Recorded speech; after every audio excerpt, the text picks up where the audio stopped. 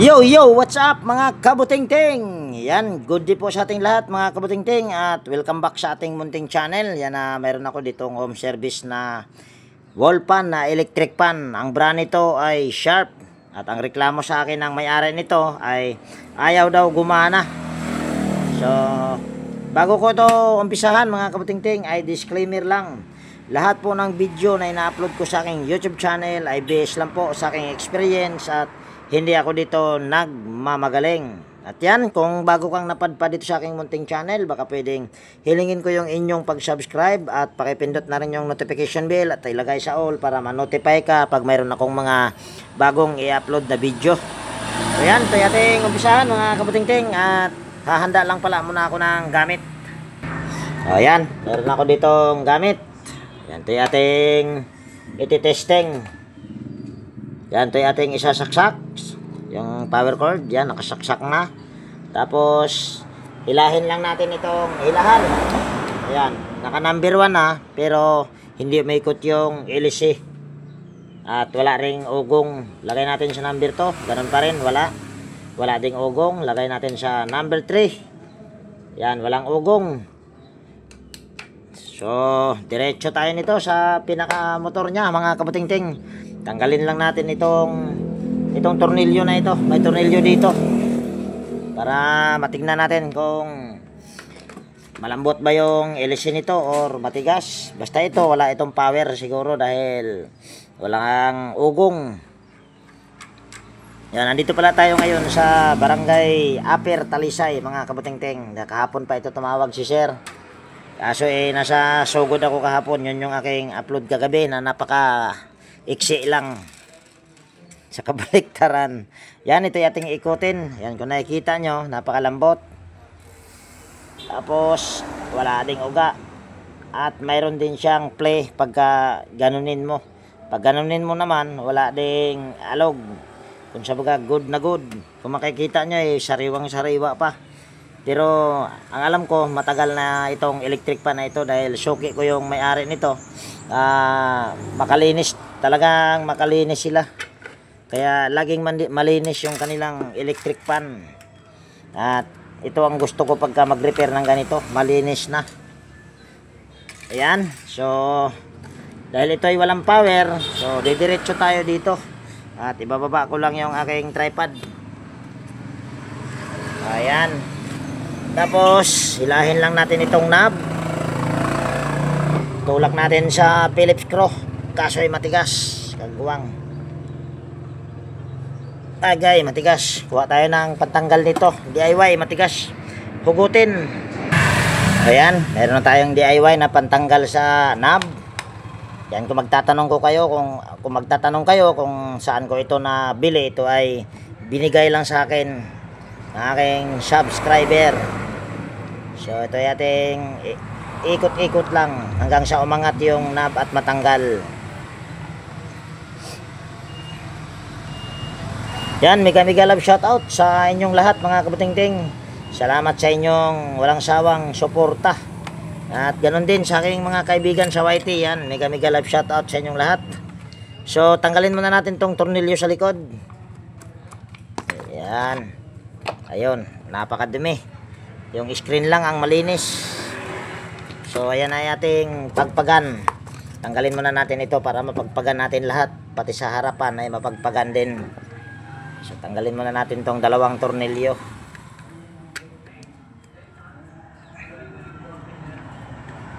Ayan.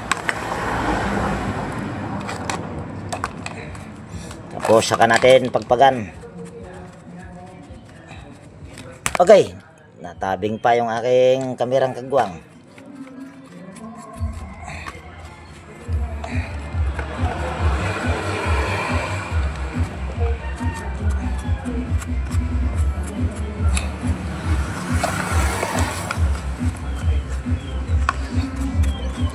May sounds.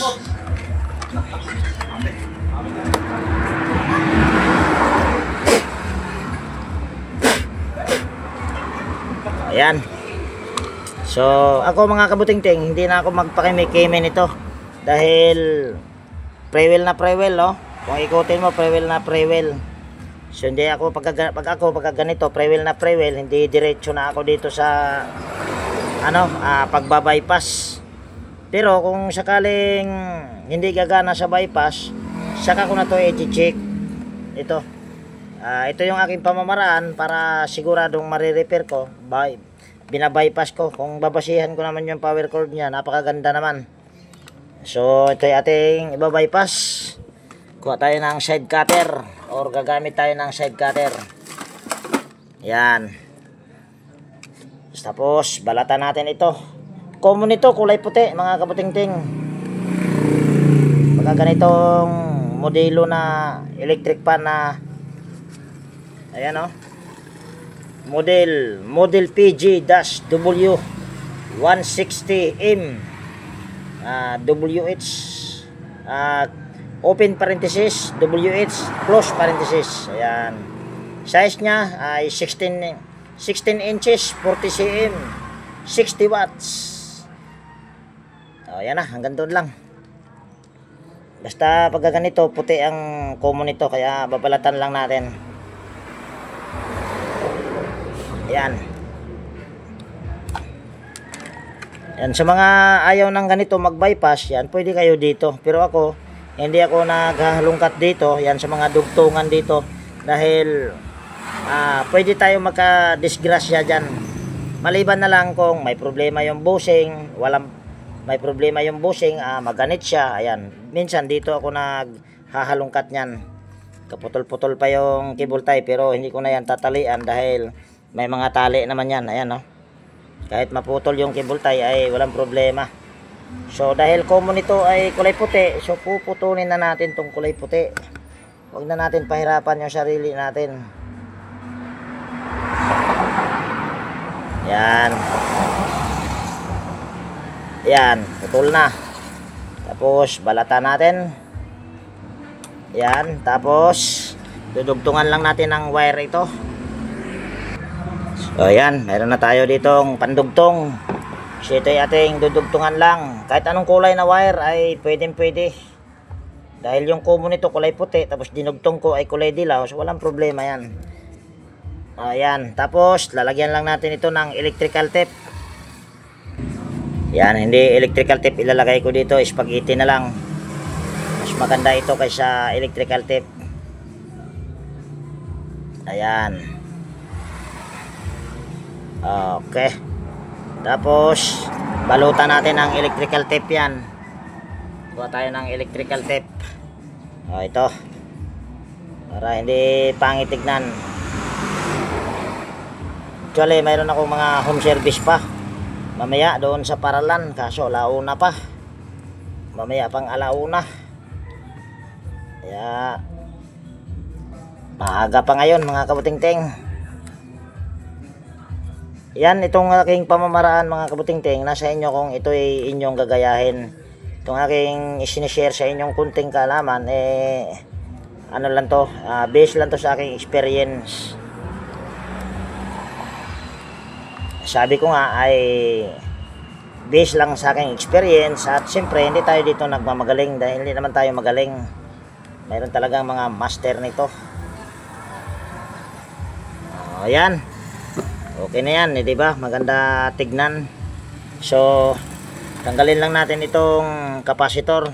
Tapos check na rin natin itong capacitor kung good ba ito. Para mapalitan natin kung kailangang palitan.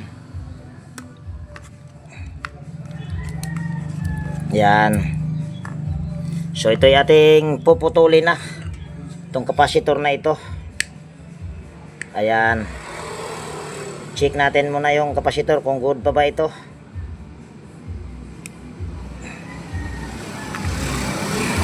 Yan, tapos babalatan din natin ito. Ayan. Ay, kuha pala tayo ng tester dahil titesterin pala natin yan. Ayan, meron ako ditong tester. On lang natin ito. Select natin sa capacitance. Ayan. Naka-select na yan sa capacitance or nakaset. Tingnan natin kung mali. Ayan, okay na yan. Oy, yung capacitor pala, buang talaga. Yan, ito ay 1.5 microfarad. Tignan natin. Nako, 431 nanofarad. So ibig sabihin, sira din itong capacitor. So palitan na natin yung capacitor. Check na rin natin yung motor kung good pa ba. Select natin ito sa oil. Yan, naka oil. Tester natin yung linya ng dalawang dito. Ayan, good. Dahil meron tayong na reading na 893 ohms. So ibig sabihin, problema nito ay thermal fuse at nandito yung may-ari. So ito, sira din ito dahil 400, mahigit na lang na reading natin. Ayan. Ay, meron ako dito pang kapasitor. Ayan, itong ating pamalit, 1.5 microfarad. So ito yung ating tanggalin yung plastic.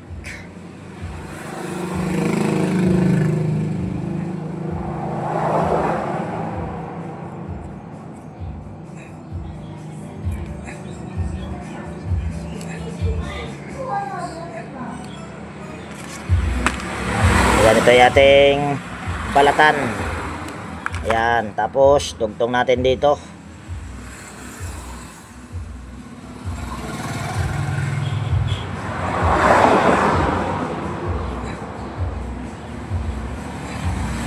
Okay. Tapos balatan rin natin ito. Ayan. Tapos kuha tayo ng pantali para makita nyo na ito ay iikot. Dapat ang hanapin natin sa pag-ikot ay paganyan. Paganyan siya. Hindi paganyan.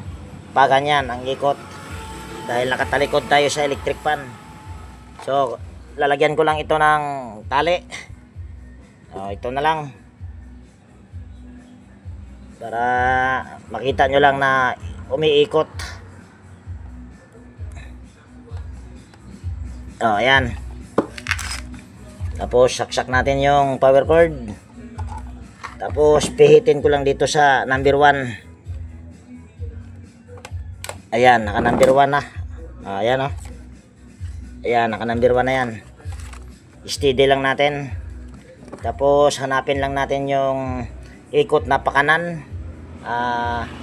Oo nga, pakanan ba? Pakaliwa. Basta pa ganyan ang ikot. Tingnan natin. Ayun, saktong sakto. Dito natin itatap itong aking dinugtong. Ayan, dahil umiikot na. So dalawa problema nito. Pero dito natin ito ilalagay.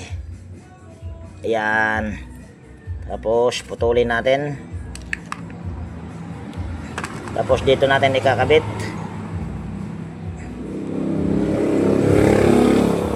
Ayan. Tapos lalagyan lang natin ito ng electrical tape. Itong dalawa na itong dinugtong ko. Ayan. Bali nalagyan ko na siya ng electrical tape. At hindi ko na ipinakita sa inyo yung paglagay. Pagpagan lang natin. Marumi pa. So ito, malambot naman na ito ikutin. Ayan o, napakalambot. Pre-wheel na pre-wheel. So kahit pre-wheel yan, dahil nabuksan na natin ito, lagyan natin ng langis. Yan yung, ito yung pinaka-secreto. Sa mga electric fan, dapat talaga maglagay ng langis. Ayan, dito. Laman nito, Singer. Pero yung lagayan niya, hindi. Mayroon akong upload dyan na video na Singer talaga laman ito. Kaso nililipat ko dahil maiksi yung ganito niya. Kaya nililipat ko sa ditong mahaba. Yan, ipapatakan lang natin yan dyan. Tapos, gaganyan natin. Para yung langis ay siguradong pupunta doon sa bushing. Yan, tapos ganon din dito, lagyan din natin ng langis. Tapos gaganituhin din natin para yung langis niya ipapasok doon sa bushing. Ayan, okay na yan mga kabutingting. So tornilyo lang natin itong kapasitor.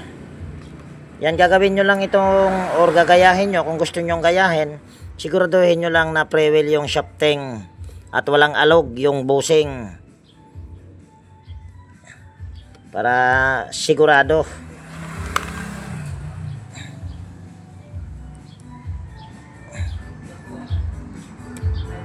Ayusin lang natin yung wire. Tali natin sa cable tie.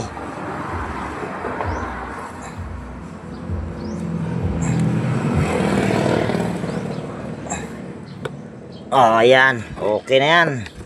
Tapos, pagpagan ko lang ito dahil napakadumi, oh. Ayan, malinis na mga kabuting-ting dahil napagpaga na. At dilinis ko na rin yung ito, yung takip niya, ayan, malinis na. At yung screen tsaka LC, pinagpagan ko na rin. Pero hindi masyadong alikabok. Nasaan na ba yung tornilyo nitong kagwang na? Ayan. Ito yung ating tornilyo na.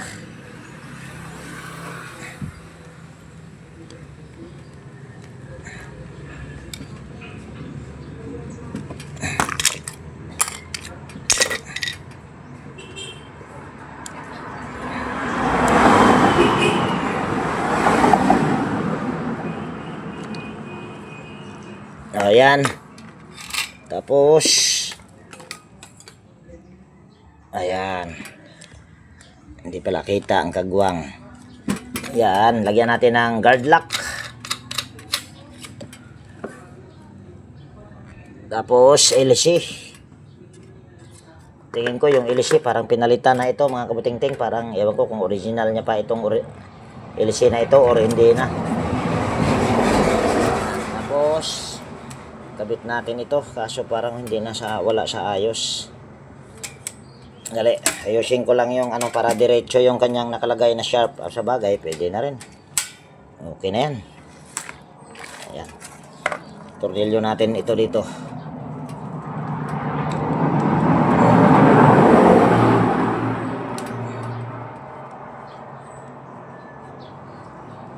Ayan. Tapos, lagyan natin ng takip.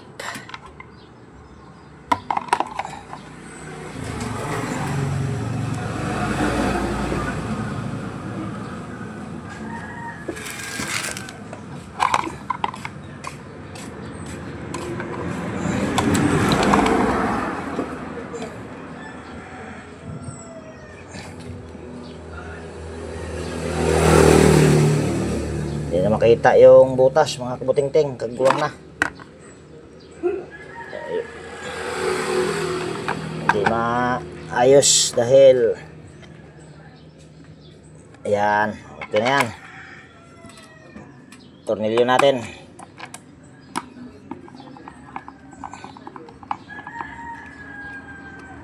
Ayan. Tapos lagay natin yung knob. Tapos pandarin natin.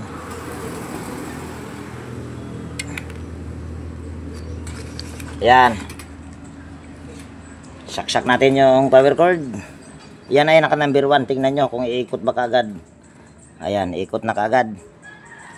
Ayan o. At nagsiswing.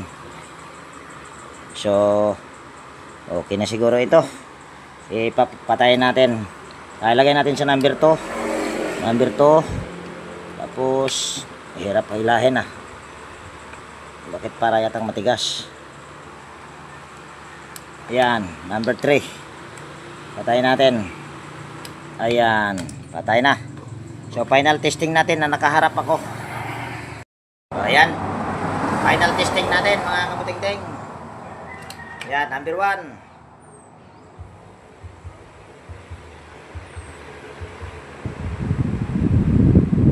Okay na okay, so alright. Number 2. Number 3. So, okay na ito mga kabuting-ting. Yan, yung washing machine na yan. Old model. Ako rin ang gumawa niyan. Halos lahat ng gamit dito ni Sir ay sa may-ari. Ako yung gumagawa. So, yan. Bali, dito ko na siguro tapusin yung video natin sa araw na ito mga kabuting-ting. At kung nagustuhan nyo itong video na ito, kung mayroon kayo ditong natutunan, baka pwedeng palike at pakishare. At higit sa lahat, kung bago kayong napadpad dito sa aking munting channel, baka pwedeng hilingin ko na rin yung inyong pag-subscribe at pakipindot na rin yung notification bell at ilagay sa all para ma-notify ka pag mayroon akong mga bagong i-upload na video. Sir! Sir! Okay na sir! Tanawa sa! Tanawa sir eh! Pakita muna natin sa may-ari, mga kabuting-ting.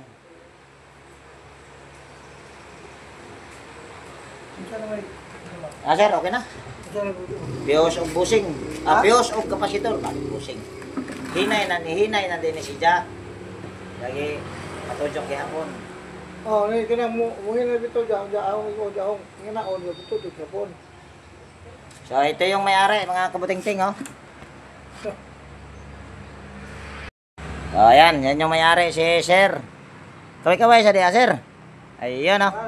Kapatid ni Bidong. So yan.